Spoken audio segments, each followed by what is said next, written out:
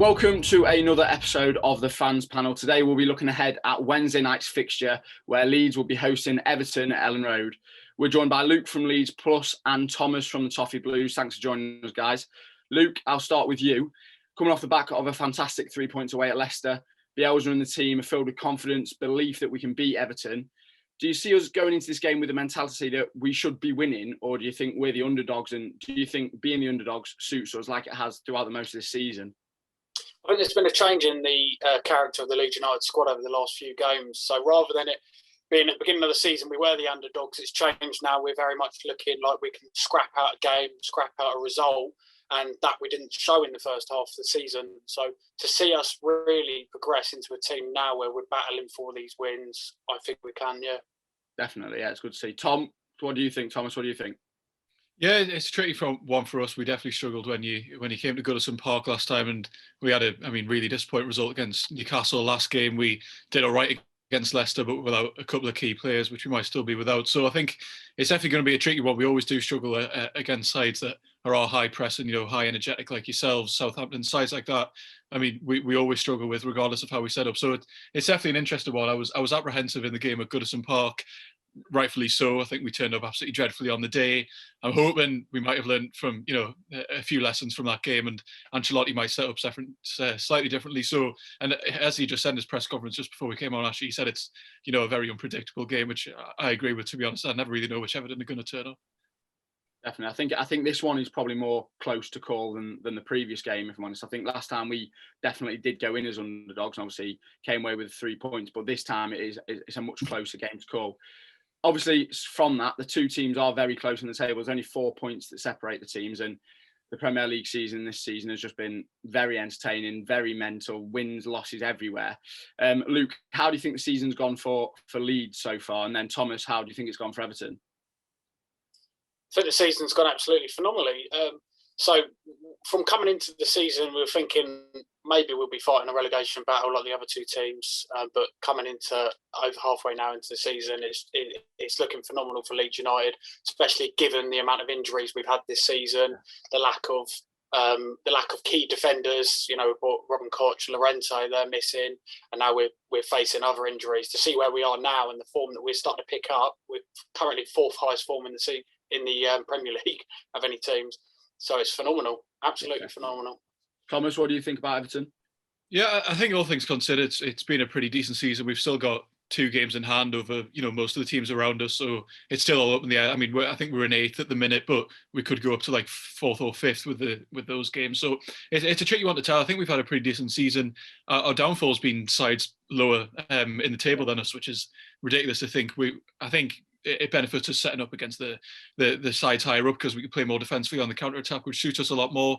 We've seen, especially like Newcastle in the last game that I mentioned, we struggle against sides who we might have to break down. But I mean, Leeds play very expansive, open football, so you think that might suit us in some way, but it really didn't at Goodison Park. But on the whole, as a season, I think we've done pretty decently, and it can definitely improve from here. Luke, earlier on, just then when you said you touched on the list of injuries that we've got at the moment.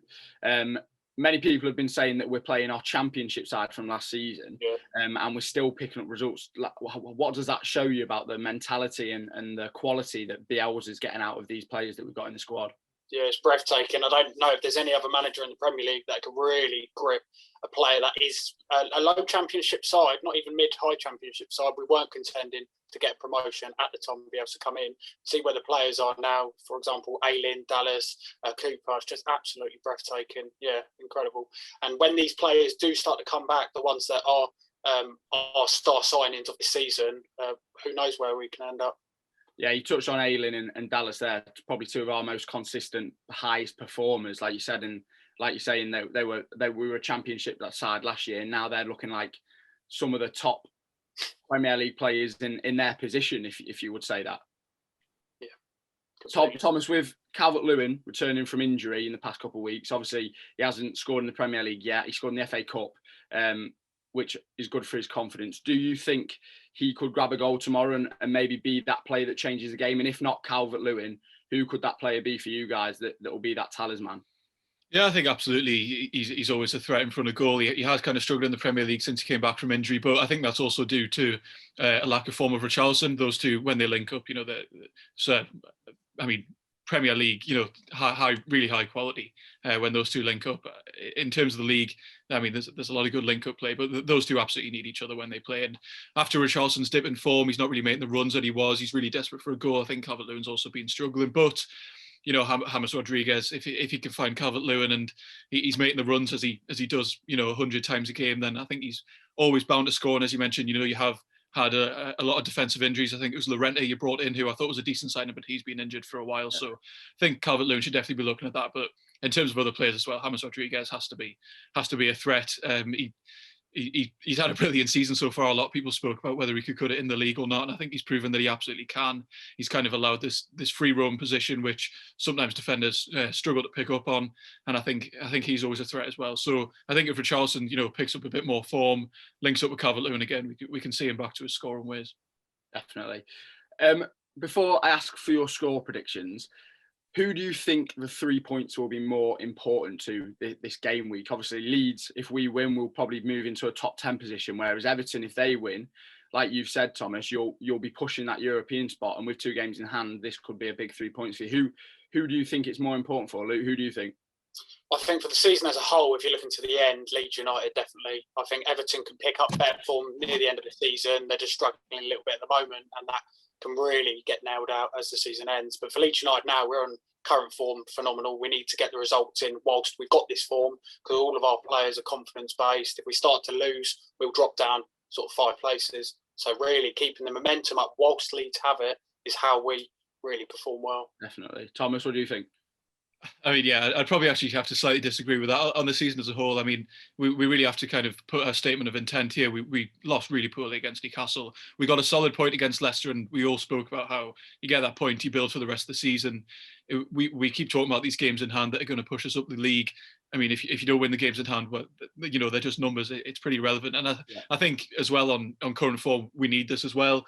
The top 4, well, the top 8 is so interchangeable that a win can kind of lift you up and down. And I think Leeds have looked pretty solid for the first half of the season. Like, I don't think you're definitely not going to get relegated, which some people were saying before the start of the season, which was ridiculous. I think you've been pretty solid the whole time. But I think for our kind of European intentions, beating a side like Leeds, who we really did struggle with earlier in the season, will show signs of improvement, show signs we're more kind of tactically flexible. And to be honest, I think this is a massive game for our season to kind of get through this. It's not a poor run of form. It's only been 2 games without a win, but that Newcastle game was, absolutely horrific. So I think it's important to bounce back.